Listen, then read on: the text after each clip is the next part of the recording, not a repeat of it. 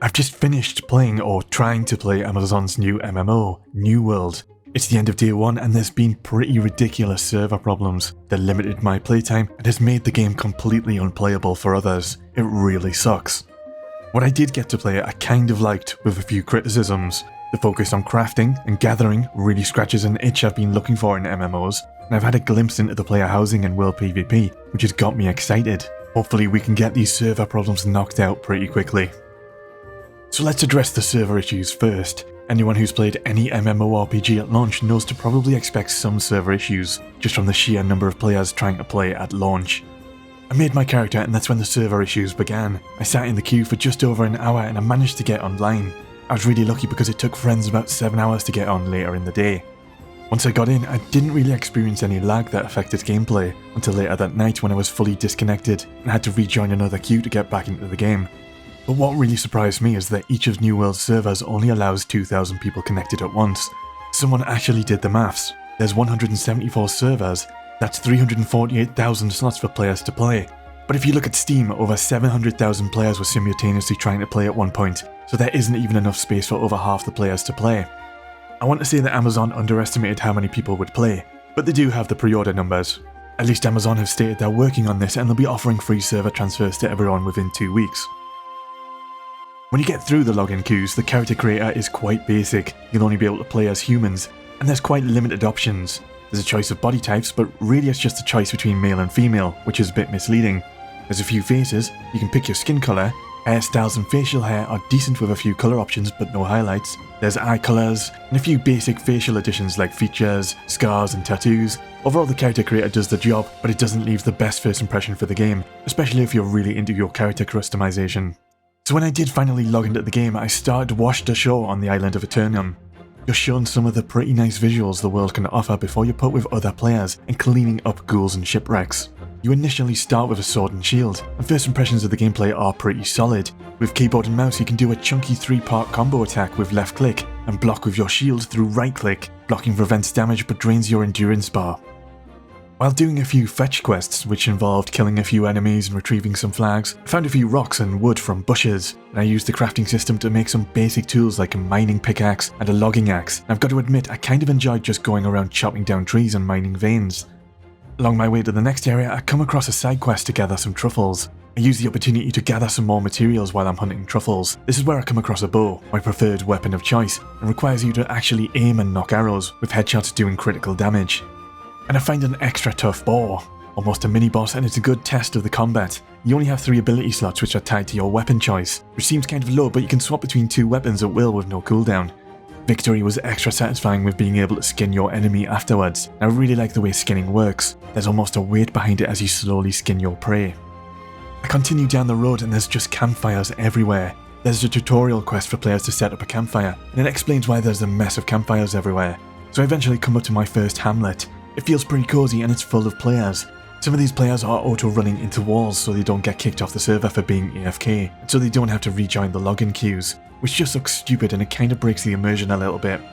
Found out through friends, it turns out players start in different locations in the world, and quests will lead them to different hamlets in the world. Probably a design choice to prevent overcrowding, but it comes at the cost of players not being able to start in the same starting location as friends. So this hamlet offers various services for a very small tax fee, like offering crafting tables or player housing, which I got a sneak peek at. After working through a few more typical fetch quests, I get the choice to join one of 3 factions. The Covenant, a divine order all about restoring justice. The Marauders are all about strength and establishing a free nation. And the Syndicate, whom are all about forbidden knowledge and bringing a new age of enlightenment. I ended up going with the Syndicate with their Plague Doctor inspired gear sets. This unlocked more features including faction missions which allowed me to rank up with my faction, and PvP itself. I could now go to war with the other 2 factions' players and fight over land. It was a little bit later that night that the Marauders took control of that hamlet, and they rose all the taxes to maximum for all of its services, which kinda sucked because the Marauders were getting all the taxed money, which is only going to have them snowballing and becoming even stronger and richer.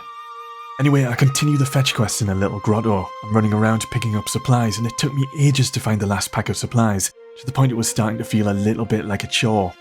On the way back I noticed you can collide with other players out in the world, and I think this is really interesting because I played a bit of Warhammer Online, And in the PvP, tanks could body block doorways to stop enemies getting inside buildings, and healers would keep the tank healed for as long as possible.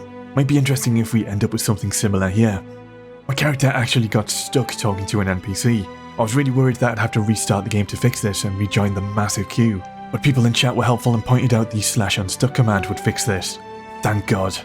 Between doing everything, I'm constantly gathering materials, and there's just something really therapeutic about it, and something really satisfying about then turning all those materials into goods, weapons or armor back in the hamlet, all while increasing your skill level so you become even more efficient at it all. So far, gathering and crafting might be my favourite part of the game. After tackling a big black alligator, I'm pretty far from the hamlet, on the way to another quest. It's a good opportunity to set up a camp.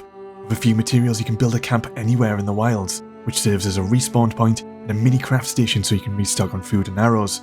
There's almost a little sandboxy survival-y element or feeling to the game, and I quite like it. I'm on the way to a location for a faction mission to purge some undead. When I get there, there's a mix of vibrant colours on my screen all at once, from the skybox to the water. The gameplay inside the water is a different story though. It's terrible. You just walk across the bottom of the seafloor with a breath countdown. As I'm skinning dead animals, I hit level 25 with the skill, and that's when I unlock the ability to track small animals like nearby rabbits or turkeys. It's a really cool little feature that brings me back to playing Beastmaster in Final Fantasy XI. It's really useful because I need turkey feathers to make arrows. Then I got some quests to skin specific animals. One was to kill and skin 3 wolves in a particular area. I spent ages at this location hunting wolves. Maybe about a full hour just going back and forth trying to not only kill the wolves, but skin them before another player does. And I got another similar quest like this to kill and skin 3 sheep. That took ages too. They were horrible quests and they were pretty frustrating to complete. Locations were overcamped and enemies took ages to respawn. Quests in general have all been really weak fetch quest style content, whether that's story quests, faction missions or side quests, and they've all failed to pull me in with any storytelling. I've opted to focus more on gathering and crafting skills, and what's really great is you actually earn experience points to level up from doing these activities. Discovering new locations and reading any in-game lore books give a nice little trickle of experience points too, rewarding exploration. While checking out another hamlet, I realised I have an entire Golden Rage set of armour. At the time I wasn't even sure how I earned this. It turns out it was a Twitch Prime reward.